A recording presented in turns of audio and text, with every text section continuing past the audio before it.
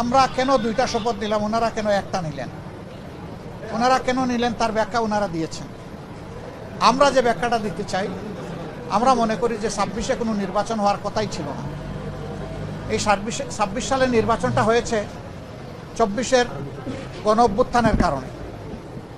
আমরা গভীর শ্রদ্ধার সাথে যাদের কারণে আজকের এই নির্বাচন, আজকের এই সংসদ, আমি তাদেরকে স্মরণ করছি, যারা জীবন দিয়ে দুনিয়া থেকে বিদায় নিয়েছেন। আল্লাহ তাদেরকে শহীদ হিসাবে কবুল করুন। যারা লড়াই করে আহত হয়েছেন, পঙ্গু হয়েছেন, তাদের প্রতি আমাদের গভীর সমবেদনা। আল্লাহ তাআলা তাদেরকে সুস্থতার নিয়ামত দান করুন। আর নির্বিশেষে গোটা দেশবাসী ফেসিবাদের বিরুদ্ধে সেদিন লড়াই করেছিল, আমরা তাদের প্রতি গভীর কৃতজ্ঞতা প্রকাশ করছি। সম্মানিত সাংবাদিক বন্ধুগণ, আমরা আজকে হয়তো শপথ নিতে ভিন্ন চিন্তা করতে পারতাম, কারণ জুলাইয়ের আকাঙ্ক্ষা এবং গণভোটের রায়, এই দুইটার প্রতি সম্মান দেখানো রাজনৈতিক দল হিসাবে আমাদের পবিত্র দায়িত্ব আমরা গণ্য করেছি।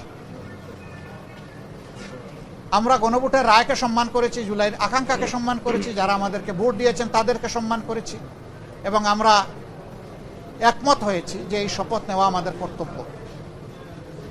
তবে আমরা মনে করি সরকারি দল শপথ না নিয়ে তারা জুলাইকে উপেক্ষা এবং অবজ্ঞা করেছেন। এতে জন আকাঙ্ক্ষার বিপরীতে তাদের অবস্থান বলে আমরা মনে করি।